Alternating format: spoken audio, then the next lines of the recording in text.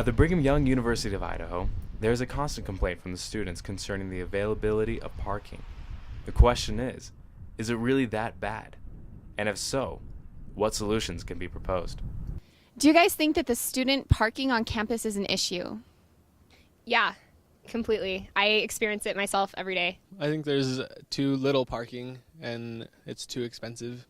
No, I really don't think there's a problem with parking, but I don't have a car, so it's not as big of a deal for me. One time I was spending the night at my friend's house, and I came back in the morning before class, and it was about 8:30, and all the spots were filled, and I had a permit for that parking lot, and I couldn't park, and there was nowhere else I could park because I didn't have a parking permit for any of the other places.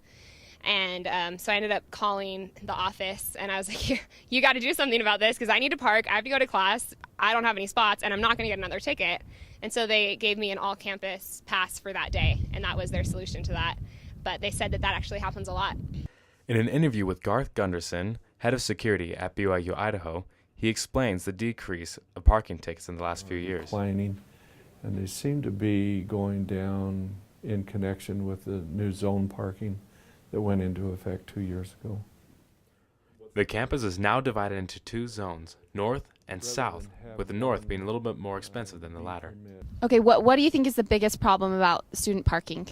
There's not enough parking spaces, and the parking passes are really limited to certain areas and expensive. What do you think would be a good solution for parking as far as distance, location, and the expenses of parking here on campus? Well, I think they need to either reorganize the parking spaces, create more somehow, try to buy some more land. Parking in the south zone will cost you $20 per semester, as opposed to parking in the north, where it's $30. The reason being, most of the classes are up north. One of the issues that was talked about for parking, building more parking, was that there's not enough space and that the parking would continually get farther and farther away. If you had to walk farther, would that encourage people to still continue parking versus walking? I don't know. BYU is just becoming a bigger school, and so there's not a lot of land around campus anymore. There is no immediate plans for new parking. We still have 20% of our student parking stalls that are empty.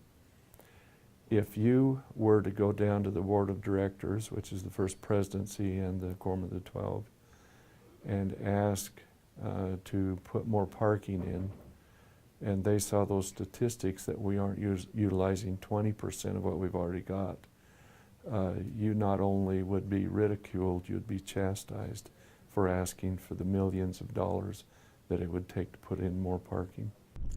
Obviously, the issue is not the lack of parking on campus. It's the lack of the utilization of the parking down south. So what's the solution? Do you think if the school incorporated biking lanes that would be effective and that more people would choose to bike instead of driving to school? I think making bike lanes would help for summer and fall. I would definitely do that. I have a bike too, and that's how I get to school actually. That's how I got to school in the fall. I think if they did bike lanes that more people would do that. Do you think that they would make a difference as far as like traffic, like maybe congestion in the parking lot and then also traffic in between buildings on campus? I think yeah, it would definitely like affect like the traffic, because I know like I'll be walking down the sidewalk and someone will have a bike and I'll be like, oh my gosh, I'm gonna get run over.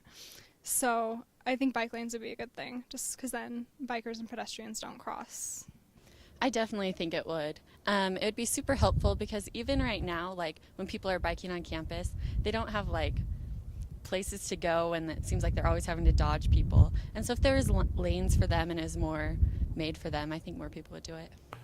It really would, but the problem with bike paths is how do you put bike paths through a pedestrian campus where you don't have intersections with pedestrians and bikes? And then the other real issue is they shouldn't be weaving through pedestrians because the bike speed limit is walking speed. The success of the bike lane solution completely relies upon whether or not the bicyclists will use the lanes. So the question is it a waste of money? No. No, it would be beneficial if the bicyclists would use them.